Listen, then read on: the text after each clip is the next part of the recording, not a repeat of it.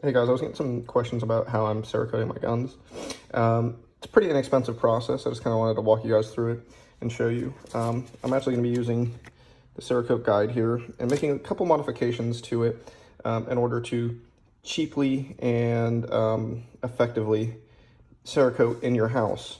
And there's a couple ways you could make it a little bit easier for the home DIYer. Especially when it comes to sandblasting and other things. So anyway, the first step here is going to be to degrease it. And I'm just using simply a canister of acetone. And this is actually a baking pan. You can get these online relatively cheap or any like cooking surplus area. And it's a really nice stainless, and you can reuse it obviously multiple times. And even the acetone in here, as long as you're not putting a disgusting product in, again, that's one of the first things I will tell you is clean it as thoroughly as you can. I actually have a ultrasonic cleaner that can fit up to 16-inch rifles. You don't really need that necessarily, but especially if you're doing small pistol parts, I highly recommend just go down to Harbor Freight or wherever and get you a cheap jeweler's cleaner and ultrasonic clean it prior to doing anything. With metal parts, you're able to actually use acetone and basically just melt the oil off of it. But with plastic parts, you don't have that luxury, so I would recommend ultrasonic cleaning. Today, I'm only going to be doing a metal part, but I'll kind of tell you along the process how to do some of the plastic parts, because I've also done, obviously, Magpul handguards, everything else. But yeah, so today, my main goal is to change this into a beautiful burnt bronze. So I'll walk you through the process. And let's get started. So step one, it's going to go into a metal container and soak in and degrease. And that's going to take about 20 to 30 minutes. I'm going to do 30 minutes. Again, this is a very expensive part. It says 20 to 30 in the manual. I'm going to go for 30. See you guys in 30 minutes. So I took this guy out of its stainless steel little cooking pan, and I put the acetone back into the container to recycle. And now the next part here is we're going to go ahead and sandblast it. I'm just using a mobile sandblasting kit. You can actually get the recommended from Cerakote 100 grit aluminum oxide or garnet sand from Tractor Supply in 5-gallon buckets. That there is a mobile sandblasting kit I got from Harbor Freight for like 40 bucks, and it just hooks onto a line into your air compressor. That orange line, I have 2 lines going out of it. This orange line is actually what I use to dry the part. This orange line never has oil going into it, and it's just clean air. Again, you're trying to avoid as much possible oil getting onto your product, which is going to end up being a layer in between it and the Cerakote. So now, basically what I'm going to do is I'm going to use this sandblasting kit, and I'm going to try as much as possible to get these shiny spots to be no longer shiny, in essence telling me that I have scuffed to the surface and given the Cerakote a good area to bond. If you do have like a nitride finish, you do not need to actually fully remove the nitride finish. You only need to scuff it. And same goes for plastic. Obviously, you won't be able to remove the color. But if you have some sort of paint or other things on this, like spray paint or whatever, you're going to need to strip that to bare metal, because spray paint is a horrible surface to hold Cerakote. And so this next part here, I'm just going to hang it on here. I just have a hard target stand with mechanics wire. But yeah, I'm going to set you guys down so I can use both hands. And I'm going to sandblast this. You're probably going to hear my air compressor run, and I apologize. I'll just fast forward through that.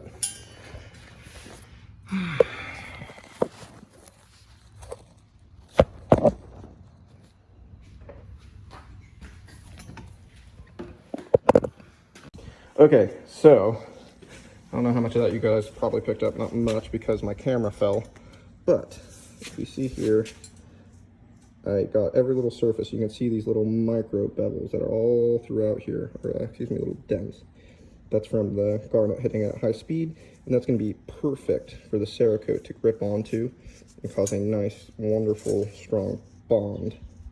And it's all over here, and you can just go through and check and see these high spots and knock them all down with that. So now all I'm going to do is I'm going to hit it with a little bit of shop air, again, in a oilless line. I have a colored one here just so I know which line I don't put oil in.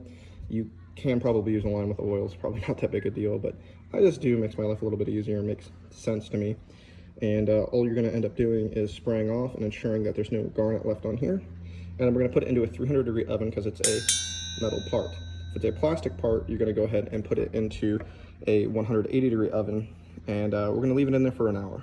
and that's going to allow all of the oil that's left on it that wasn't wasn't removed through the acetone or whatever acetone's left over to fully cook off. Again, the goal is to get this down to just the bare metal or nitride in bare metal or plastic and nothing else, to give the Cerakote the best ability to bond and make a permanent, long-lasting finish. So I'm going to spray this off, and I'll meet you inside.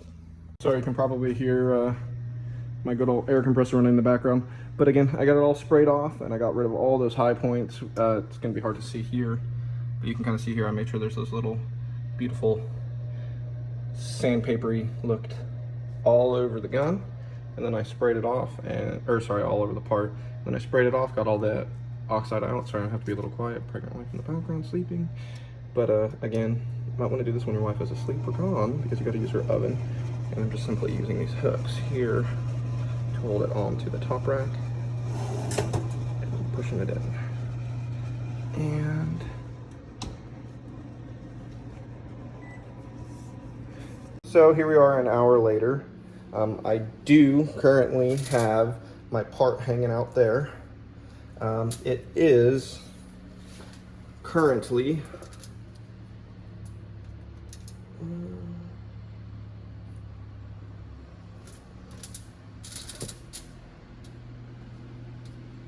there we go.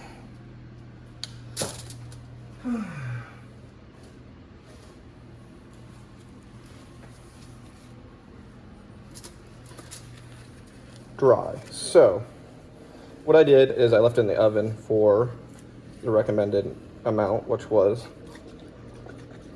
I'm just using a glove. It gets a nice tight seal and allows you to shake. If you notice, I put foil everywhere because no matter how much I try, I am pretty clumsy as a person.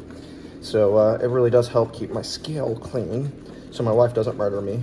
But again, for a matte finish, you're going for about 18-to-1 catalyst, which is guy in the syringe here, to Cerakote. And you can see obviously the color in here, what it'll end up looking like here.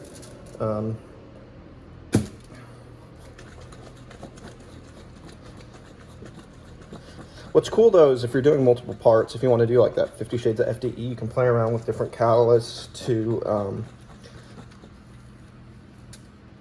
actual Cerakote amounts, and you can kind of switch it up just a little bit and it'll give you a different color for each different part. Upon actually mixing this, you have 2 hours to play with it. So that's plenty of time. I'm switching my gloves here just because I don't want to get Cerakote on my phone and everything else.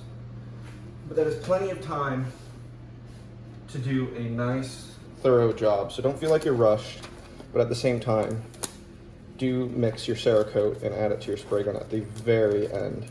Not to mention, anytime you have left up allows you to more easily clean it, because it is obviously much easier to clean prior to it starting to air cure. So, we have it mixed, and we have it here in my spray gun. I'm going to show you what to do next, but I am switching my gloves real quick because I did get some of that paint on there. Boom, boom, boom. All right, so one of the important aspects I will recommend is you get a good paint gun. I got this from Cerakote, but if you're gonna get a paint gun, I would recommend getting a pretty good one. And first things first is we're gonna have to obviously do some test sprays. I'll show you what I mean by that. Okay. So, should be pretty calibrated from last time.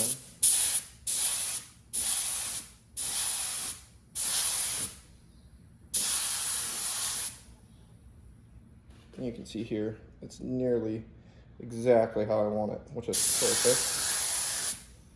I might do a little bit more liquid.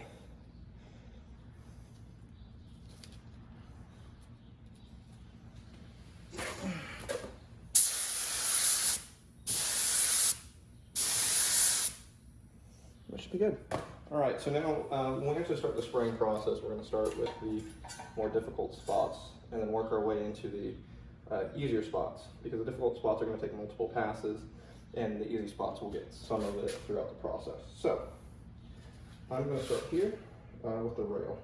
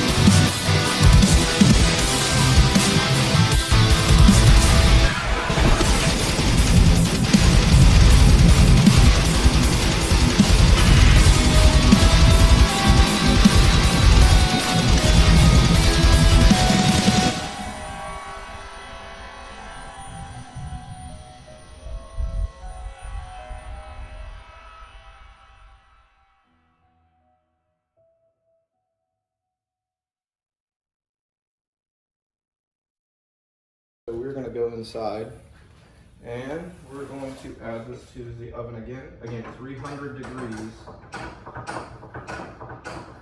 Put one out.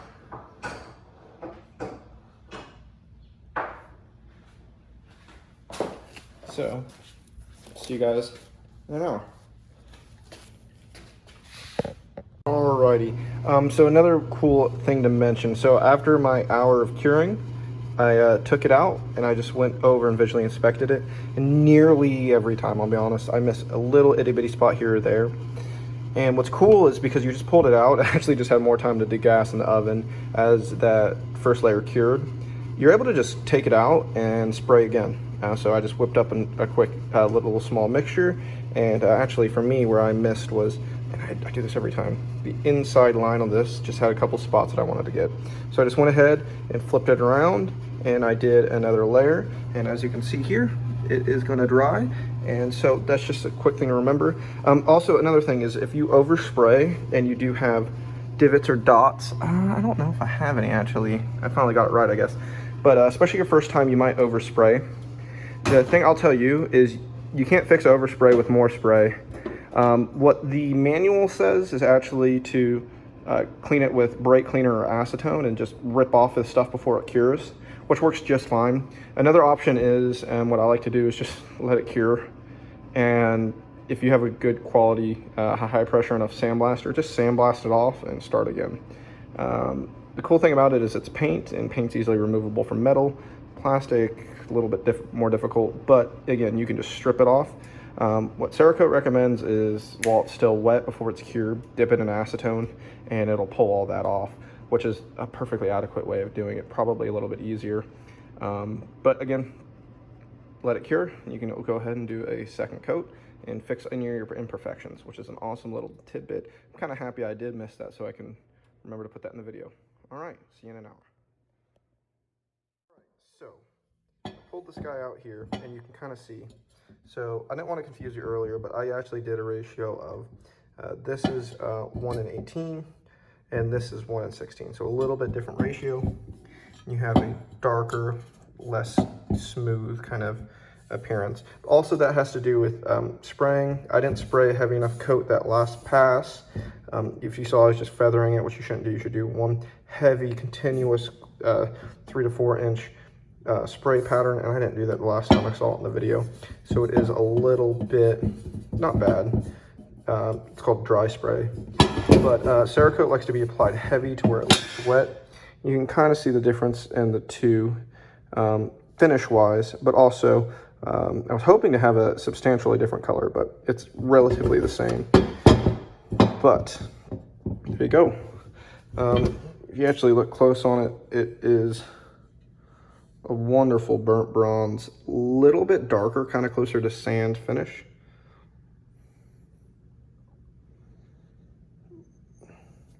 Nothing missed. And aside from me personally wanting a bit more smooth of a finish, I think it's good. But the beauty about doing this yourself is it's so inexpensive and really so simple that if I wanted to perfectly emulate this finish here, I could easily take this, do the same process. You can actually Cerakote on Cerakote, although I wouldn't recommend it. And I can strip this back down to bare metal. I can start again. And so when you're doing this, don't get too frustrated. You might mess up, but I'm telling you, it's really not a hard process. So I've done this probably only 3 or 4 times now, but I'm only at the point where I'm comfortable to pretty much do it repetitively over and over again and get the exact same finish like I did on these. So that is my kitchen oven Cerakote video. If you have any more questions, let me know. Some of these more commonly asked stuff I will go ahead and do a video of. I'm going to be doing some other videos on some other stuff around here. But yeah, get a couple questions about that, and I just figured this would be a cool way to answer it. So thanks for sticking around. If you would like, it would help me out much to hit this button and subscribe. Goodbye.